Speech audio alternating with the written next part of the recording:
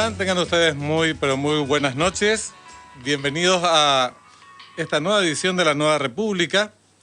Hoy tenemos un programa que promete ser bastante interesante, con opiniones seguramente contrapuestas en algunos puntos, teniendo en cuenta de quiénes se tratan nuestros invitados de la fecha. También nosotros es posible que tengamos opiniones diferentes, porque la materia que estamos tratando, entre otras, que se refiere a la reforma del Estado, es una discusión amplia, profunda. Entonces es normal que hayan puntos de vista distintos y está muy bien. Nosotros celebramos que podamos contribuir con un espacio de debate democrático sobre este tema de tanta relevancia. Ya le damos paso a nuestros invitados de hoy, agradeciendo que hayan aceptado la invitación. Está con nosotros la diputada Katia González, del Partido Encuentro Nacional. ¿Qué tal, Katia? Buenas noches. Buenas noches, ¿cómo estás, Benjamín? También a Juan Ernesto y por supuesto a las de la audiencia que nos honra mirando un poco esperemos que fructífero debate. Esperemos que así sea. Juan Ernesto Villamayor, jefe de Gabinete Civil de la Presidencia de la República. ¿Qué tal, Juan Ernesto? ¿Cómo estás? ¿Qué tal? Muy buenas noches, Benjamín. ¿Cómo estás vos? Y un cordial saludo para la diputada Katia González. Igualmente, de vuelta agradecido por que aceptaron la invitación. Vamos a hablar de la reforma del Estado, pero antes yo quisiera preguntarles en qué contexto se aborda esta discusión, en el sentido que, si desde el punto de vista de ustedes, ¿cuál es la definición de la situación actual? Vivimos una crisis sanitaria, solamente sanitaria, una crisis también económica y social. ¿De qué magnitud, de qué tipo de crisis estamos hablando?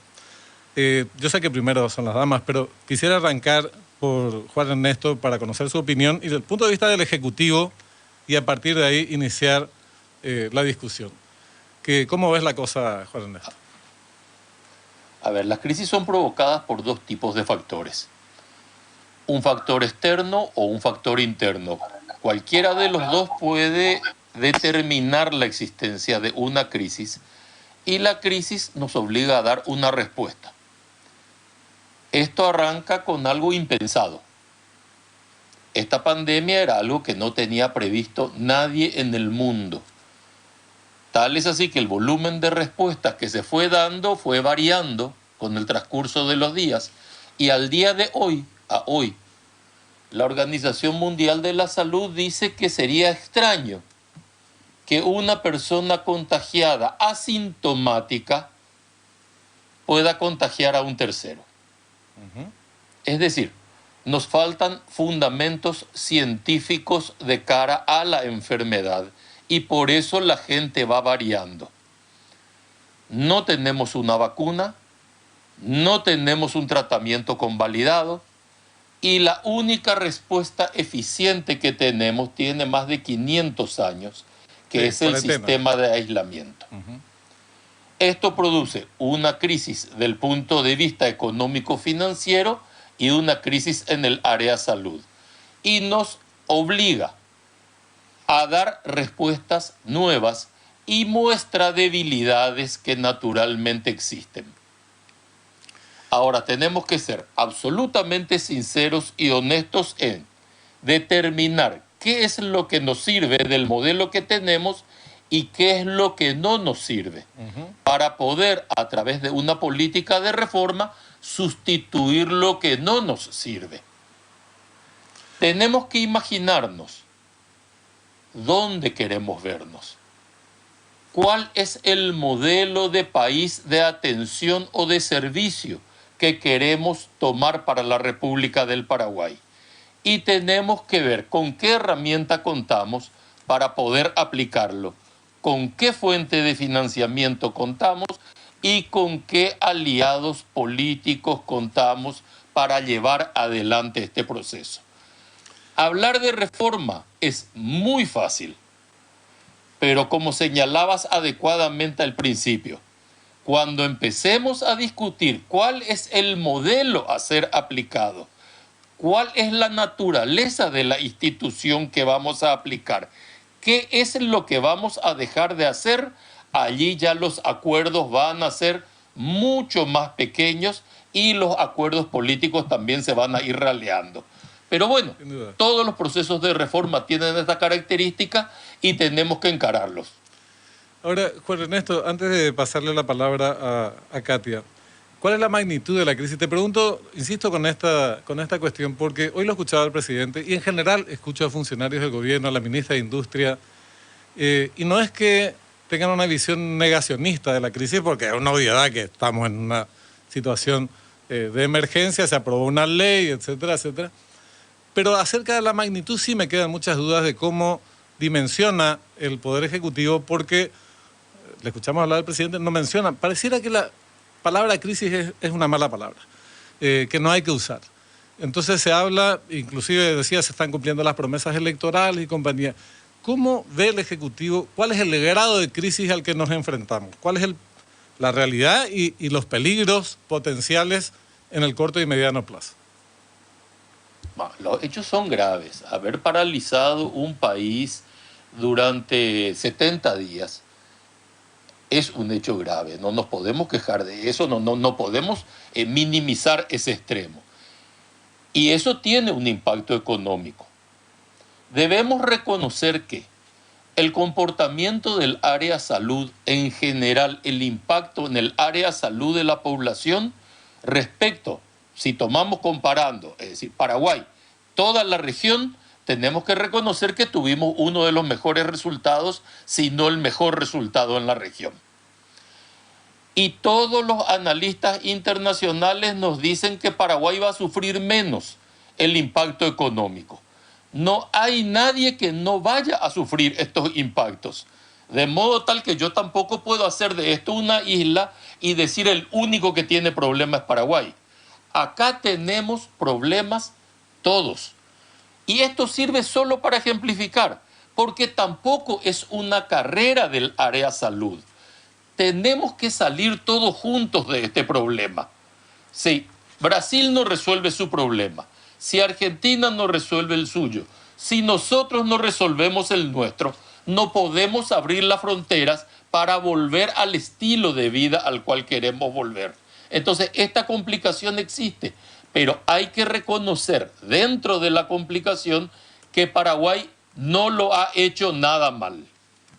Yo creo que no. En el campo sanitario no. En el campo administrativo pues vamos a volver, porque ahí sí creo que hay un fracaso rotundo en cuanto a la gestión del Ministerio de Salud y bueno, las denuncias de corrupción que se plantearon y el hecho de que se hayan anulado llamados a licitación, que se hayan detectado 32 llamados, problemas en los 32, refleja que podemos ser ejemplo en materia sanitaria, pero no en materia administrativa. Pero vamos a volver enseguida sobre eso, Juan Ernesto. Katia, vos... Estoy absolutamente de acuerdo con dividir los dos escenarios. Sí, son cosas distintas. Katia, ¿cómo ven ustedes? ¿Cómo ves vos la situación sanitaria, económica, social? ¿Cómo definís la crisis en la que estamos inmersos? En primer lugar, yo quiero resaltar que acá estamos viviendo en un estado semifallido. Ha demostrado su absoluta imposibilidad de brindar respuestas certeras en un momento en donde más que nunca la ciudadanía necesita de compromiso de sus autoridades. Yo voy a ser muy crítica. Creo que la pandemia de la corrupción se ha desnudado totalmente en un Estado, repito, fallido, en donde los tres poderes del Estado involucrados en una misma línea no han estado a la altura de las circunstancias. La ciudadanía ha cumplido. Entonces, ahí es donde no coincido con Juan Ernesto en el sentido que lo abrumador del trabajo, que implica pensar en el modelo país que necesitamos y que pretendemos, no debería significar ni mucho menos el hecho de amilanar el momento y la oportunidad que hoy se tiene, fundamentalmente porque si no es por voluntad, será por necesidad y por presión ciudadana, que el Paraguay post-pandemia debe ser absolutamente diferente al diseñado hasta ahora por una pseudodemocracia. Esta es una democracia fallida, esta es una democracia de papel, esta es una democracia en donde se han desnudado los monopolios, los oligopolios, la protección política que está detrás de toda esta maraña de corrupción, porque no es un hecho aislado. No fue una licitación, Benjamín. Fueron 32 licitaciones irregulares. Y si solamente pusimos el foco en una parte, y hoy decir que no debemos afrontar con coraje, inclusive porque yo digo, ¿verdad? Para el Partido Colorado va a ser mucho más el desafío, porque el descontexto se va a sentir cuando empiecen a tocar todo lo que hace a la estructura, esta estructura prebendaria que se ha sostenido con recursos públicos. Entonces acá el costo tiene que asumirlo fundamentalmente el partido de gobierno, que ha actuado con una lógica hace demasiado tiempo, y esa lógica es la que la ciudadanía le va a obligar a cambiar. Ahora, vos sabés, después vamos a discutir más, con mayor detenimiento, algunas categorías. Yo no creo, honestamente, en la categoría de Estado fallido, democracia fallida. Creo que hay un Estado en crisis, hay una democracia en crisis. Si no, tendríamos el Estado nacional como concepto a nivel universal como Estado fallido, porque esto que vos mencionás, monopolio, oligopolio, corrupción, es denominador común con más o menos intensidad a toda América Latina, por decirlo menos. Después podemos ir a otras regiones del planeta también, pero no hace al fondo de la cuestión. Sí, el concepto de que estamos en una situación bastante mala. Juan Ernesto, recién yo decía, el modelo sanitario o el modelo, la política sanitaria fue oportuna, la cuarentena dio resultados, pero en el campo administrativo, saltar, ya esto que menciona, pone énfasis Katia, saltaron hechos escandalosos. Y le escuchaba decir, volviendo sobre el ejemplo del presidente, también hoy, es decir, este es un mal endémico, lo cual es cierto. Es un mal sistémico, lo cual es cierto. Es una de las peores herencias de la dictadura de Stroessner, que desgraciadamente no se condena, entre paréntesis, desde el gobierno, digo. Pero la cuestión de fondo es que estos hechos de corrupción no son castigados. No me refiero al aspecto judicial, que ustedes no tienen vela en el entierro, o no tendrían que tener vela en el entierro, eso es cosa del Poder Judicial. Pero desde el punto de vista político, el mismo equipo que incurrió en todo eso está al frente de la Administración de Salud. Y solamente hablamos de salud pública, después podemos hablar de otras reparticiones públicas. Entonces, ¿por qué no se toman medidas? Es la pregunta. A ver, en primer lugar, los organismos de control del Estado han entregado sendos documentos, Contraloría y Contrataciones han entregado al Ministerio de Salud. Le han mostrado faltas administrativas. Esas faltas administrativas, ¿qué ha hecho el ministro de Salud? En primer lugar, ha intervenido las unidades donde se han detectado las faltas administrativas. Segundo, ha separado del cargo a todos los que estaban en esos lugares de administración. Tercero, ha instruido sumario a todo ese personal porque la ley manda ese procedimiento. Y cuarto, ha hecho algo que no se le había pedido. Ha invitado, vía denuncia, a la Fiscalía General del Estado a que participe también dentro de este proceso para ver si en el marco de estas irregularidades detectadas por los organismos de control existía también un delito o no. De modo tal que todos los organismos institucionalmente otorguen una respuesta. El presidente de la República, ¿qué ha hecho entre tanto? Ha creado otra comisión especial para que a su vez audite y revise todos los procedimientos.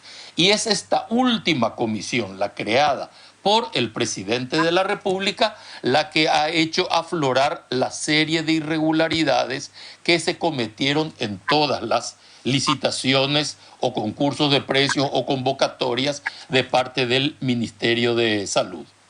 Y yo valoro a título personal, yo valoro la gestión de la diputada Katia González y de los diputados que han ido y han presentado sendas denuncias porque se inscribe ese mismo comportamiento en el comportamiento del ministro de Salud. Y creo que esta es una cuestión a la que hay que llegar hasta el fondo, investigar desde todos los ángulos posibles, que yo entiendo que es el espíritu de la diputada, reitero. Valoro y felicito que se haga así. que se abran todas las compuertas, que se vea y que se tomen las medidas que se tienen que tomar. Pero tengamos siempre algo en cuenta cuando exigimos que se tomen medidas en el marco del Poder Ejecutivo. La estructura legal del funcionario público no es igual a la estructura legal del empleado del sector privado. El funcionario público tiene un marco de garantías muy elevado respecto a la gestión de los directores o de la gente que es reemplazada como consecuencia de las elecciones. Entonces, todas las decisiones que se tomen se tienen que tomar en el marco de esas leyes. Es oportuno mencionar esto porque en este momento a la Comisión de Reforma están yendo proyectos que guardan relación justamente con esa estructura. Y entonces, en ese marco, vamos a tener que dar esta respuesta para otorgar eventualmente a la autoridad la posibilidad de tomar medidas mucho más duras en el marco de las investigaciones que se produzcan dentro del Poder Ejecutivo. Sí, y ojalá así sea. Pero una cuestión que quiero señalar. La iniciativa de investigar las denuncias que se presentaron, Juan Ernesto, no fueron a partir de una intervención del Poder Ejecutivo. Fue un grupo de legisladores, fue de la prensa. Recapitulemos cronológicamente. Después, el Poder Ejecutivo interviene y forma un equipo que yo todavía no sé bien por qué, porque existe una Secretaría Anticorrupción, pero no importa. Forma un equipo y está bien, y ahora se eleva ese informe que hizo el equipo encabezado por Yuso. Entonces, no fue a iniciativa del Poder Ejecutivo, eso quiero señalar. Después intervino. No. Ahora, vamos a ser claros. Cuando yo menciono... perdóname. Redondeo. Y lo segundo es el daño que ocasionó. Es tremendo. 90 días después de iniciada la cuarentena, hoy es el día 90. El sistema de salud está tan raquítico como entonces, salvo aquellos establecimientos sanitarios que recibieron insumos de donaciones y compañía. Entonces tenemos una denuncia que partió de la caja negra, de un programa de televisión que empezó con el tema de los insumos, después un grupo de legisladores que va mucho más a fondo en las investigaciones, y en tercer término aparece el Ejecutivo, con los daños que están a la vista. Por eso te digo, no se toman las medidas en función al daño ocasionado al país y al sistema sanitario en particular. No, a ver, no mezclemos la creación de la comisión especial con la gestión de los organismos de control que fueron anteriores. La comisión especial entró después. Sí. Entró mucho después que Contraloría y que Contrataciones. Entonces, ubiquémosle también a ellos en el mismo escenario en el cual estás colocando. En el momento en que el ministro de Salud presenta la denuncia a la Fiscalía, todavía no había ningún dictamen de la comisión especial. Reconozcamos también eso. Entonces, yo con esto no le quito mérito a nadie. No le estoy sacando mérito a nadie. Para mí todo sistema de control es bienvenido, es parte de una buena gestión controlar desde cualquier lugar. Y si tienen que controlarse desde los medios de comunicación, mejor. Porque el medio de comunicación en un sistema democrático empodera a los que no tienen poder. Es decir, cuando vos como medio de comunicación me estás enjuiciando una gestión, para mí es correcto porque estás hablando en nombre de una ciudadanía que no necesariamente tiene la herramienta en su mano. En cambio, los parlamentarios o el Ejecutivo sí tienen en su mano, con lo que yo termino felicitando también eso. Y claro que hizo mucho daño, no hay ninguna duda. Reconocemos y tenemos que reconocer todos que el daño que se hizo es grande.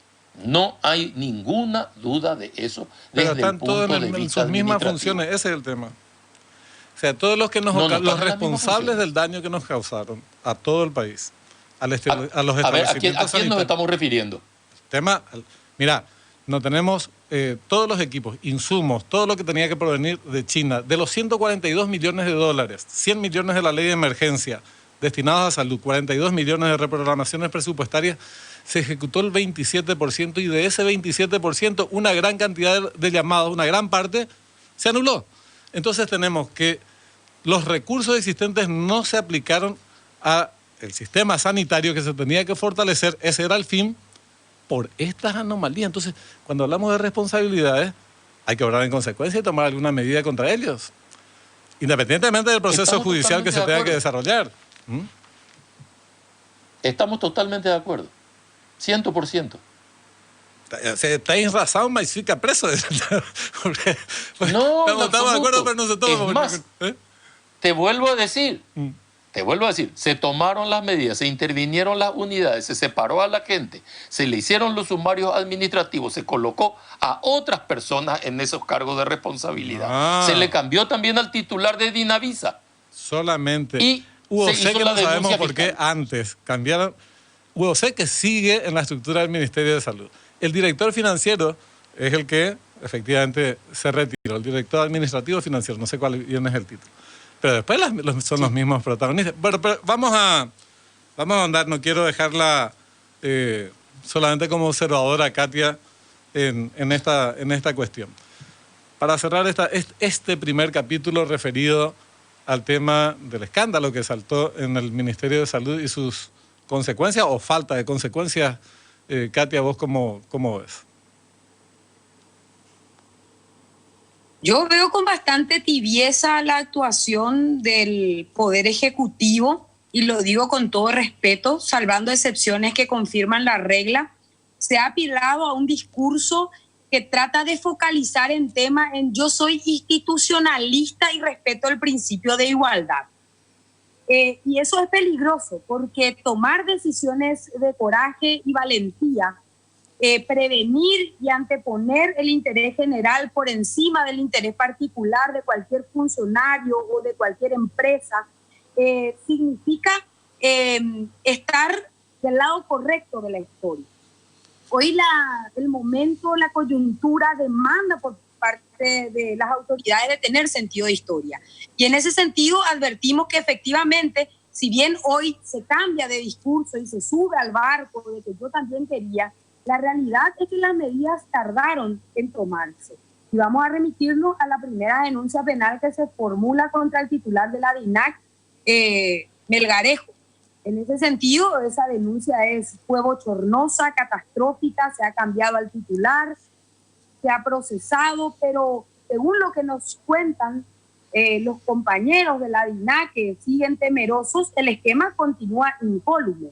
No se ha trabajado en la prevención a partir de la detección de estos procedimientos irregulares. La misma cosa se replica en Petropar y también en el Ministerio de Salud. Yo estoy segura y lastimosamente que el tiempo terminará dándonos la razón, porque cuesta, es de coraje tomar decisiones que desmonten estructuras históricas que hoy sirven para beneficiar a la protección política que está detrás de todo esto. Entonces nosotros pedimos mayor firmeza, ese es nuestro rol. Yo espero que Juan Ernesto tome afectuosamente esto que estoy diciendo, porque lo digo con todo respeto. La ciudadanía nos eligió para hacer oposición, para ser contralores.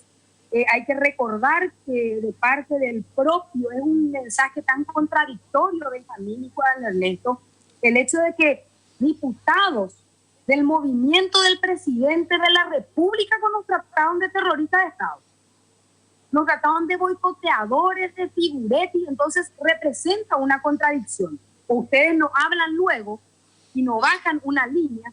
Nosotros defendemos las cosas que están bien para el gobierno. Y los que permanentemente están violentando y están, digamos, actuando de manera timorata y tibia en la Cámara de Diputados, no es este grupo con que lastimosamente el Ejecutivo, porque nosotros no tenemos precio, no pedimos nada a cambio, no ha hablado con la debida, digamos, fluidez que se requiere para poder apoyar las cosas que están bien y también seguir criticando las cosas que se pueden mejorar.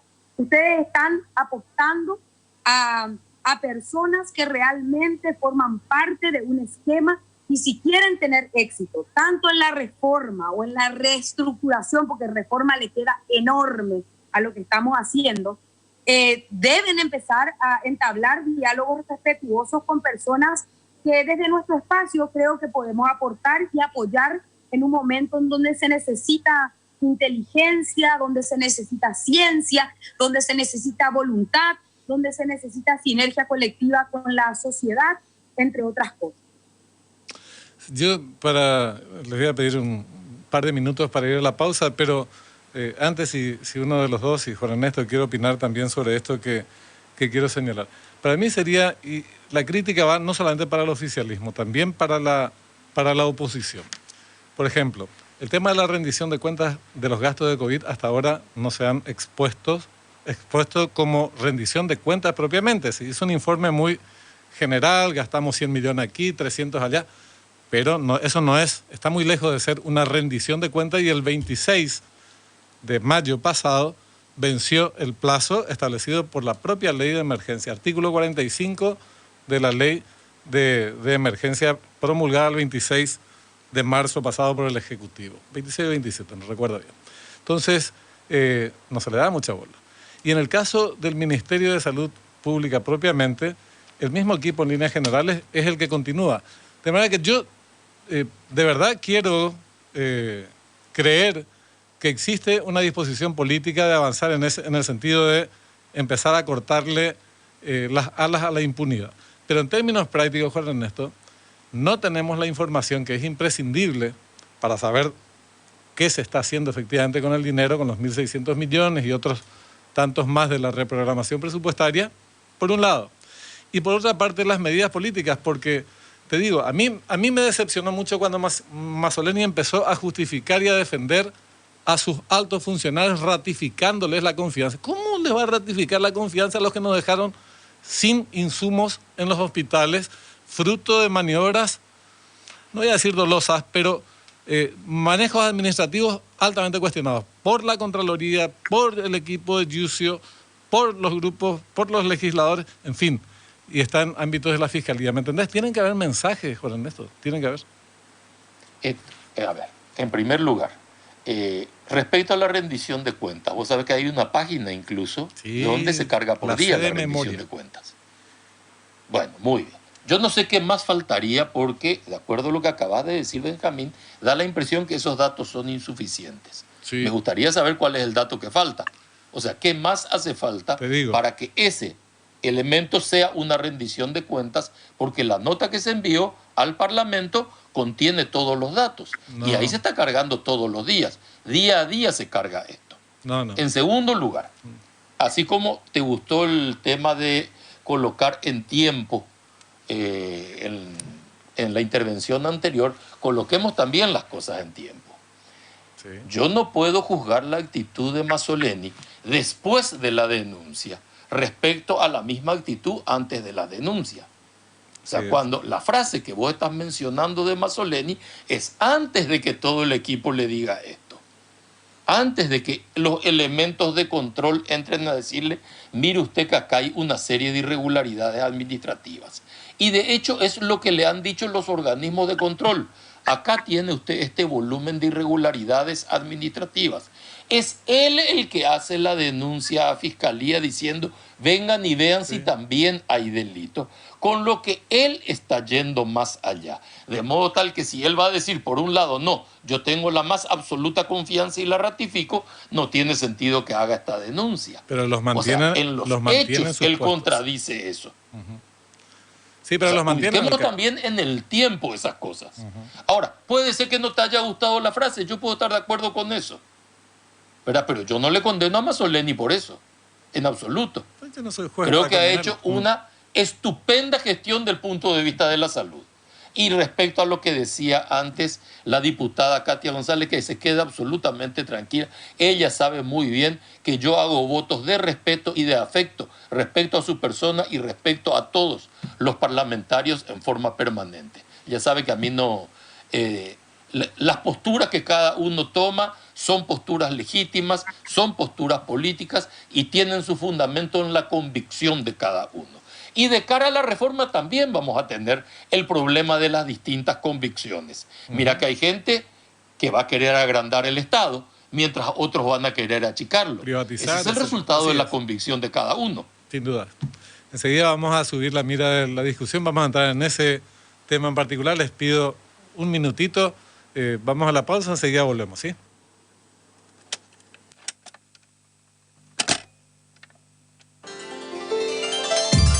La realidad tiene varias caras. Todas están en Universo. Ahí vienen los vinos Puro Sol, de la isla de magia y sabor. Puro Sol es el jugo de frutas con vitamina C, B1, B3 y B6, ideal para que tus niños crezcan grandes y fuertes como los dinos. Puro Sol, el mejor amigo de la diversión. Estrellita, ¿dónde estás? Que este churro va a descansar con los mimos de mamá y los besos de papá. Uy, este no era el plan. Tenías que dormir. Ñambeña. Vamos a probar de nuevo. Estrellita. Para madres y padres que siempre dan un poco más, llegó Mimo, un pañal con calidad a un precio conveniente. Mimo, siente como vos, mima como vos. Los domingos, La Nación te trae un formato distinguido, con más páginas, investigaciones especiales, historias, entrevistas, opinión, innovación y una presentación renovada. Porque el mejor día de la semana merece un gran diario. El Gran Domingo de La Nación, todos los domingos. Cuando no hay huellas, lo difícil es dar el primer paso. Lasca, pionero y líder de la industria farmacéutica en Paraguay. Laboratorios Lasca. 85 años. Creer para crecer. Brindemos con una pulpa a la distancia, pero más unidos que nunca. Encontrá la pool de 2 litros a solo 8.000 guaraníes, la pool de 500 a 4.000 guaraníes y la mini pool a solo 1.500 guaraníes en todos sus sabores y en tu punto de venta más cercano. Hoy más que nunca, los paraguayos dependemos de nosotros. Pulp, naturalmente paraguaya. No te imaginás la oferta que conseguí. No, vos no te imaginás lo que es el plan de pago que yo mismo armé con Automotor. Escuchá, cuotas de $90 para retirar mi 0 kilómetro con service y seguro incluido. ¡Una locura! Me puse en contacto y armé mi propio plan con ellos. Y podés elegir entre un Hyundai, una Isuzu o una Geely. Arma tu plan de pago con Automotor y retira tu vehículo con oportunidades nunca antes vistas. Cuotas desde $90 y beneficios pensados para vos. Entérate más en www.automotor.com.py. Automotor, 50 años acelerando emociones. No pasar la mano, no saludar con un beso o con un abrazo, representa hoy la muestra de afecto y de responsabilidad cívica más grande para vencer al coronavirus. Cuidémonos todos. Informate, actúa y prevení. Entre todos nos cuidamos. Seguí toda la información oficial sobre el coronavirus en la web y redes sociales del Ministerio de Salud. www.mspbs.gov.py. La realidad tiene varias caras. Todas están en Universo.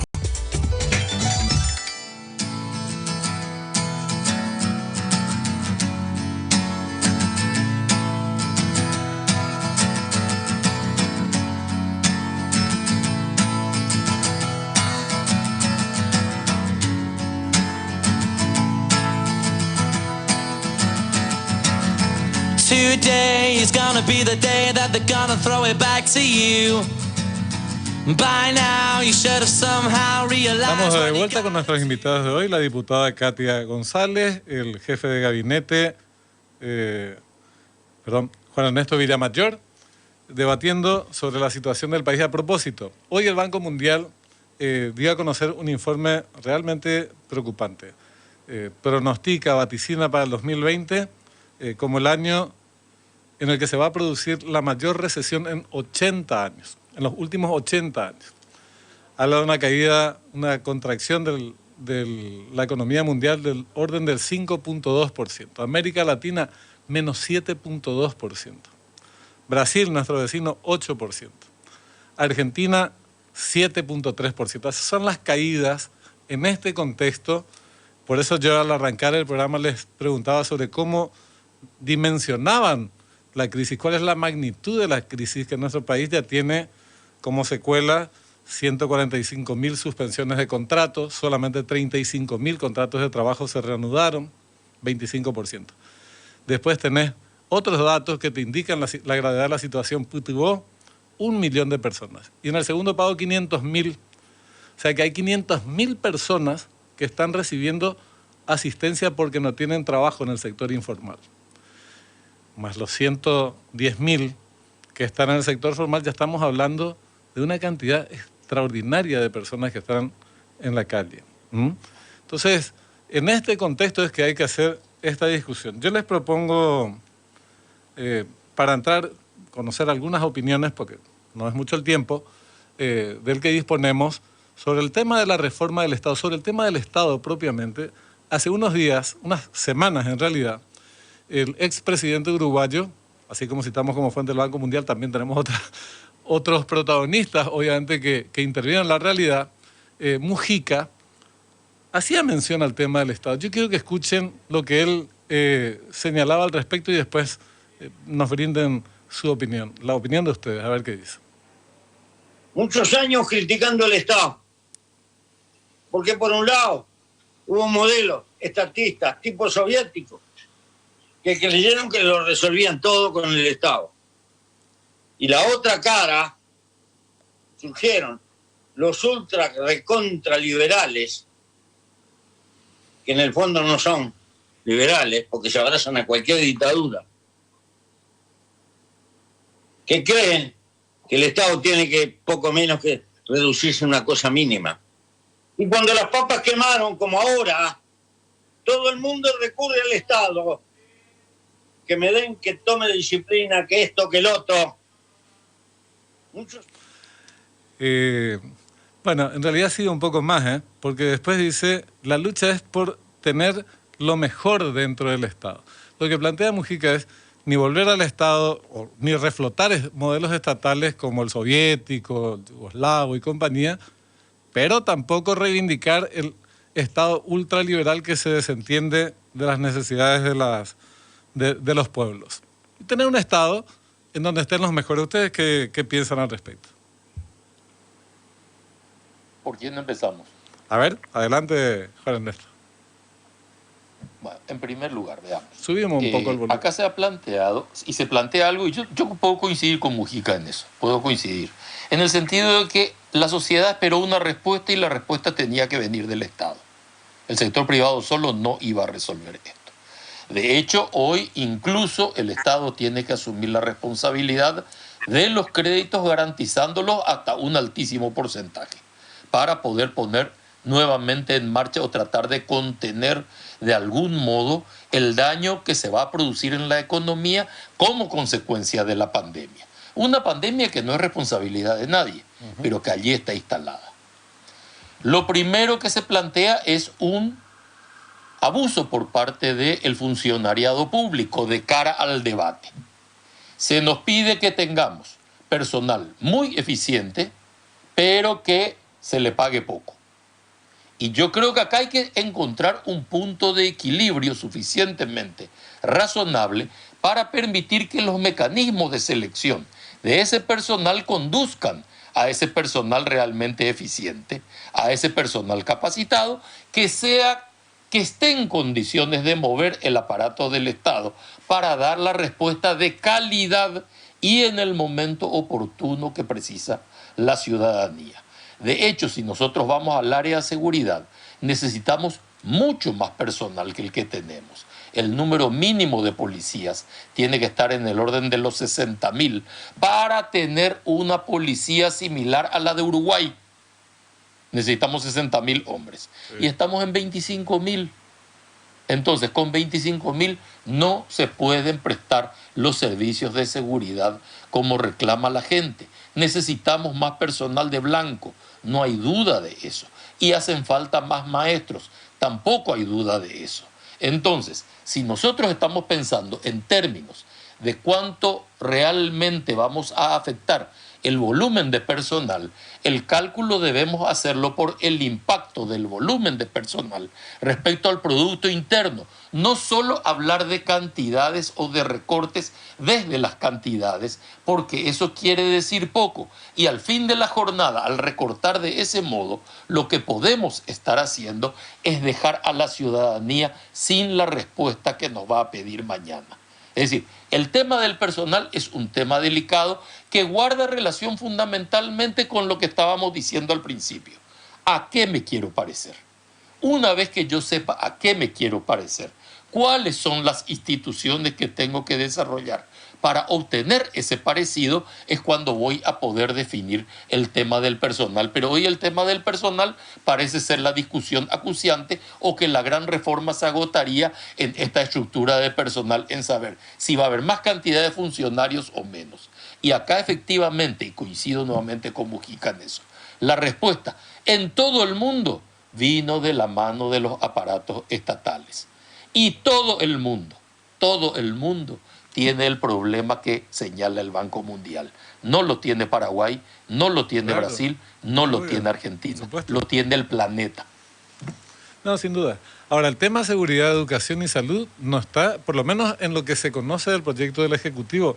Te pido después, vamos a volver sobre eso. Pero en ámbitos parlamentarios, Katia, cuando se habla de la reforma del Estado, aparte de la comisión, digo, que está articulada para el efecto, que hace sus sesiones, hoy me parece que hablaban de salud justamente, y no sé si abordaban otros temas, pero ¿es parte de la agenda de la discusión política o no? En primer lugar, señalar que en el justo punto medio siempre está la virtud. Tenemos que consensuar un modelo de país que deseamos. En ese sentido, hay algunos temas que están siendo objeto de debate dentro de la Comisión de Reordenamiento Administrativo. Hay que etiquetar y sellar bien ese nombre. Esta no es una comisión de reforma, porque para hablar de reforma necesitamos discutir justamente el modelo hacia el cual apuntamos. En ese sentido, nosotros hemos remitido ya 5 notas al Poder Ejecutivo, en donde propusimos algunos temas capitales que hacen al corto, al mediano y al largo plazo. Acá parece que no hay una conciencia de ese liderazgo que se necesita por parte del Ejecutivo en este momento, de manera tal también a alinear las fuerzas parlamentarias. Hoy se están actuando en compartimentos estancos. Yo no sé si algo bueno puede salir de esto. Cuando se discute por separado, cuando no se aborda con metodología, cuando nos permitimos presentar pequeños parches a determinadas realidades que hacen, por ejemplo, al tema de los privilegios. Ojo, yo no coincido con Juan Ernesto. Acá yo entiendo que la ciudadanía está dispuesta a pagar y a pagar bien a aquel funcionario público que sirve, que honra el cargo, que realmente está prestando un servicio digno, un servicio técnico necesario. Acá lo que estamos cansados es de pagar clientela política, de un Estado prebendario, de un Estado corrupto, de un Estado que merita a un chofer que gane más que un presidente de la República. Acá lo que estamos cansados es de los paracaidistas, de la gente que del brazo protector de los padrinos políticos impisiona todo el tema de la carrera del funcionario público. Entonces, son cosas muy diferentes. No es ni el Estado máximo ni el Estado mínimo el punto de discusión en este momento. Son algunos proyectos parches. Nosotros hemos presentado temas en lo económico, en lo sanitario. Nadie habla de las gobernaciones y de las intendencias como una suerte de debate en la complejización de un tema de nuestro territorio, de nuestras regiones y de nuestros municipios. Se han bastardeado la manera en la cual hoy está, dividido, sacralizando el tema de la descentralización, no entendiendo que el territorio, que la tierra es un recurso humano fundamental que el Paraguay tiene que empezar a pensar. Entonces, hay muchas cosas, ¿verdad? Hoy esta comisión está tocando algunos temas, justamente se está abordando el tema de salud sobre la base del sistema uruguayo, que fue una propuesta que esta servidora ha presentado, no el Ejecutivo, no otros parlamentarios, sino una individualidad. ¿Y cómo desarrollamos y llevamos adelante una reforma si no hay una mirada? Si el Ejecutivo aún no nos dijo qué es lo que ellos pretenden llevar adelante. Una reorganización de la ley de servicio civil, ¿de qué nos sirve eso? Si es que nosotros no pensamos, por ejemplo, en cómo hoy el Ejecutivo está tratando la remisión de la ley de presupuesto de las distintas instituciones que componen el Estado.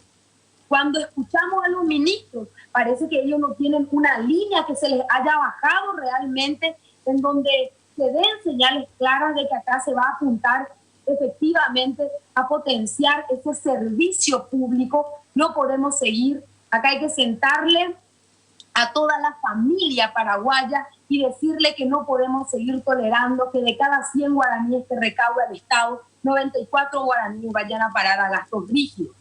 No podemos seguir endeudándonos de una manera frenética si es que realmente existe esta corrupción galopante. Para eso hay que fortalecer los sistemas de control, hablar con sinceridad de un ministerio público y de un poder judicial que deben involucrarse también en la reforma porque tienen cosas que reformar. Y bueno, y nos quedaremos en el reordenamiento o avanzaremos hacia un modelo de reforma constitucional. Y parece que todo esto representa un tabú. ¿Cuál es mi diagnóstico? Que acá la clase política tradicional no quiere cambiar nada. Entonces está haciendo puro pirotecnia y que finalmente va a ser algo gatopardista en donde se va a tratar de al mínimo, tocar los intereses de los partidos tradicionales. Es un debate obviamente muy importante. Yo creo que el punto de partida de la discusión es el que hace un rato charlábamos, es cuál es el papel del Estado, cuál es el rol del Estado y cuál va a ser el rol, sobre todo después de este escenario que estábamos hablando que le afecta a todo el mundo en la pospandemia. Nosotros venimos de una experiencia que tuvo se puede hacer un balance. Juan Ernesto vos fuiste ministro de la Secretaría Nacional de la Reforma del Estado, me parece que se llamaba, durante el gobierno de González Macri. Entonces tuvo un componente esencialmente privatista, corregime vos si no es así, pero impulsó y concretó varias privatizaciones. Ahora, en el proyecto del Ejecutivo, me decía el otro día el vicepresidente, muy de paso, no tuvimos tiempo de charlar, una de las cuestiones que se plantea es abrir la ANDE al sector privado. Una forma de, no sé si es una privatización total, parcial, etcétera.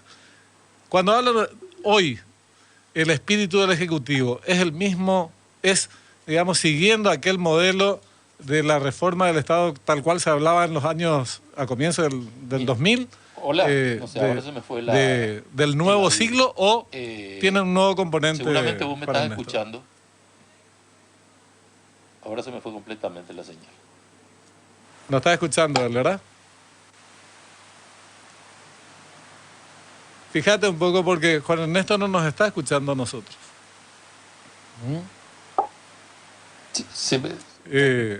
¿Estoy en el aire? Ahora sí, Juan Ernesto. ¿Sí? ¿Vos escuchaste? Bueno, entonces voy a empezar, aunque yo no estoy teniendo retorno ahora. En primer lugar, en aquella oportunidad también se había presentado la reforma de la banca pública. No era esencialmente privatista eso. Había toda una reforma prevista para los ministerios. Sí. Había una nueva ley de ministerios. Es decir, se estaba tratando de generar justamente un debate en torno a la necesidad de cambiar el comportamiento del sector público. Sí. Y cuando todos se llenaron la boca de hablar de la necesidad de la reforma, a la hora de prestarle el apoyo político, ese apoyo no existió. Los mayores reformistas no estaban de acuerdo con llevar adelante ninguna reforma.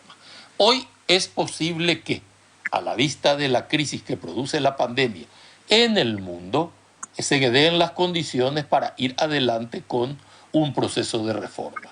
Y yo puedo estar de acuerdo absolutamente con eso. Respecto al tema constitucional que acaba de mencionar Katia. No, lo de la ANDE me podés aclarar. Cuando empezó el gobierno, el Ministerio del Interior convocó a todo el mundo que ya hablaban en ese momento de la reforma constitucional para que nos digan cuál era el proyecto y nos han dicho que no era el momento oportuno. Es decir, ya se les invitó a hablar del tema constitucional. Sí. Y me han dicho que no. Mucha gente participó, se hizo la matriz, se presentó la matriz y se entregó al Parlamento y allá quedó guardada. Pero si hay que entablar en este momento ese debate, no hay ningún problema. Siempre es oportuno discutir el tema de la reforma porque el resultado del debate debe ser absolutamente pluralista. Hoy hay gente que plantea el tema energético. Lo primero que yo planteé de cara a la energía es la creación del Ministerio de Energía. Tenemos que partir de la base todos, de que la República del Paraguay es un país que tiene y todo el desarrollo en el mundo, tiene un elemento esencial en la energía y no puede ocupar todavía el lugar de un viceministerio donde no se le permitió desarrollar una estrategia energética. Entonces, hay muchos aspectos en la reforma y yo coincido en que la gente puede estar cansada de determinadas cuestiones y esas cuestiones, bueno, tenemos que corregirlas. No hay ningún inconveniente en eso. Nadie es negado para no corregir cuestiones que eventualmente no sean de satisfacción para el servicio.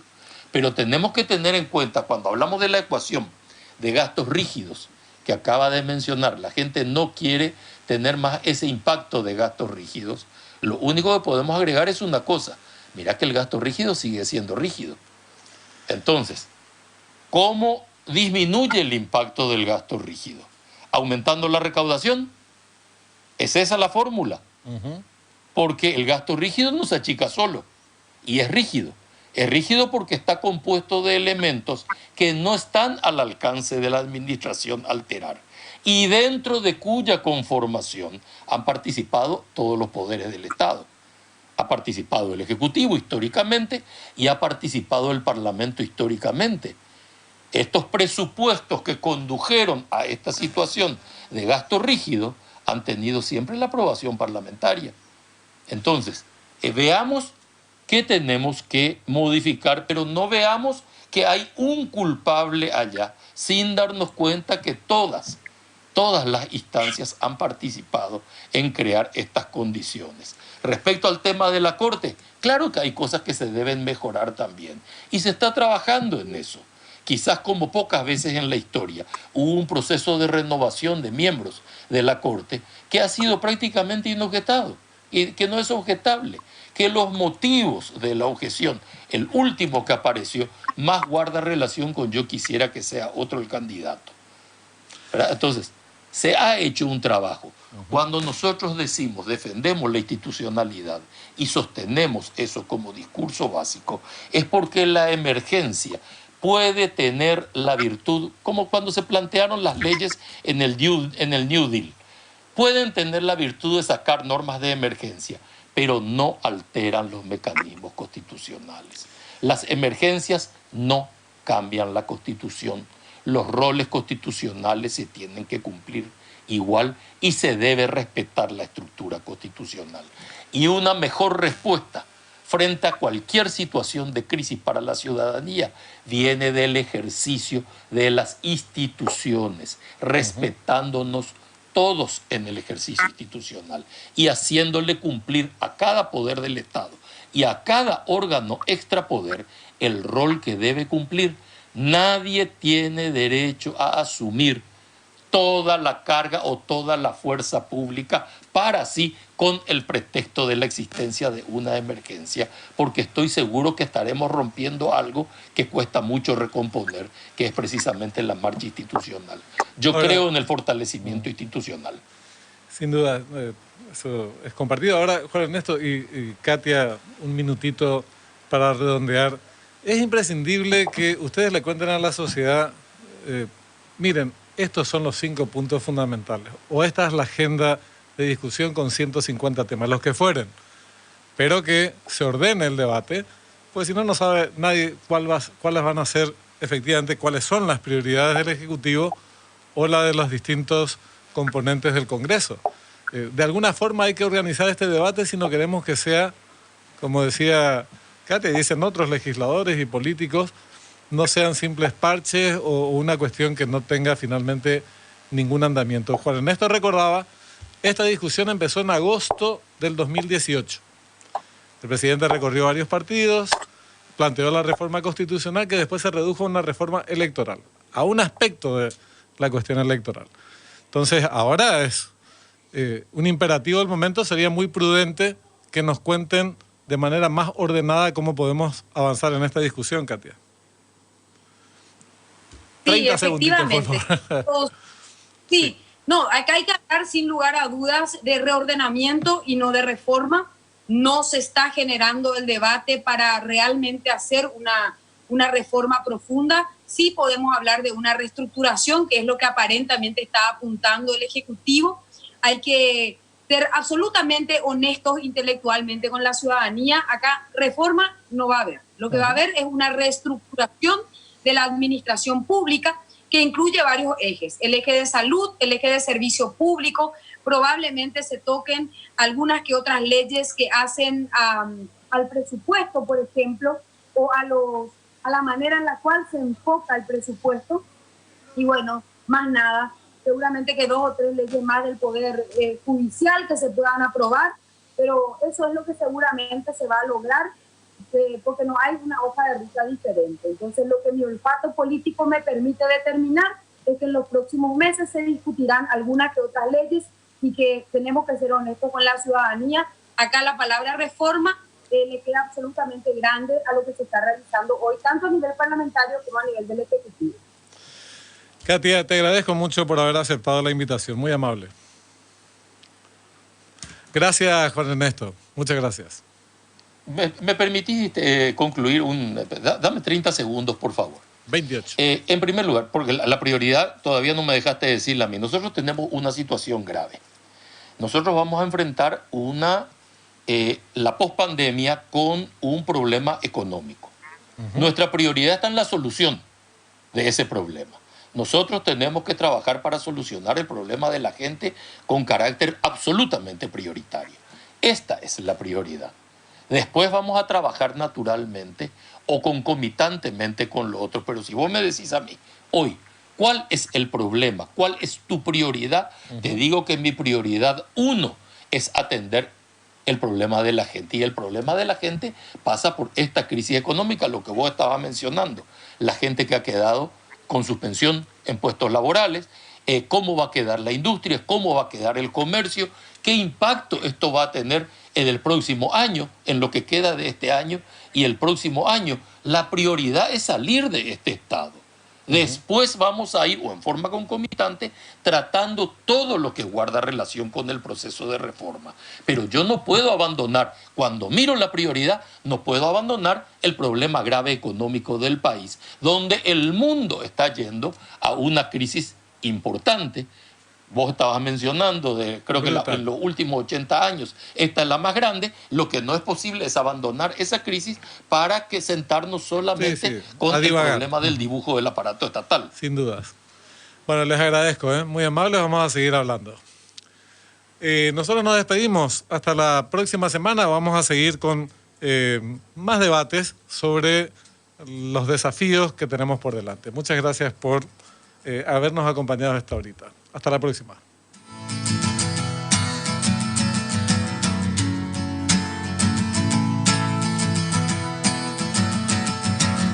Today is gonna be the day that they're gonna throw it back to you. La realidad tiene varias caras. Todas están en Universo. Los domingos, La Nación te trae un formato distinguido, con más páginas, investigaciones especiales, historias, entrevistas, opinión, innovación y una presentación renovada. Porque el mejor día de la semana merece un gran diario. El Gran Domingo de La Nación. Todos los domingos.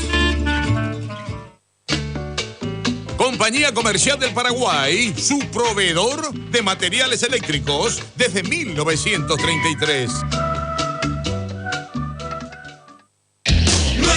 Hierba, Pantano, limón, dale refresca a tu tereré.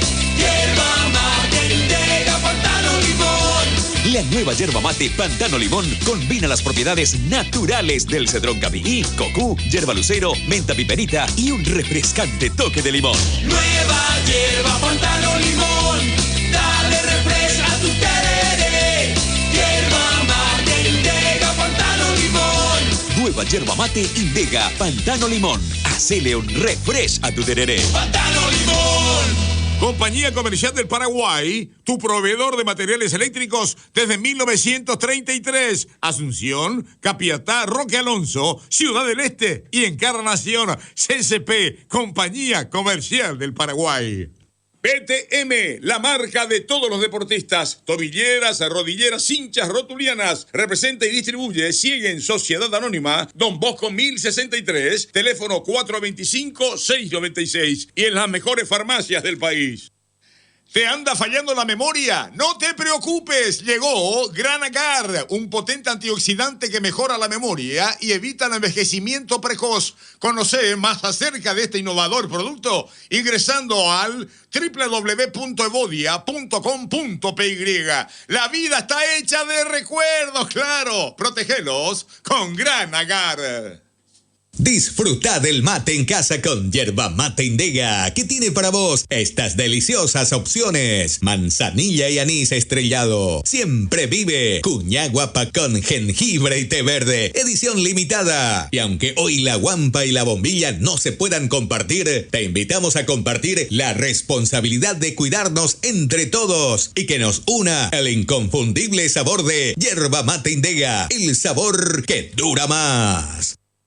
Mantenete siempre informado. Encontranos en las redes sociales como Universo 970.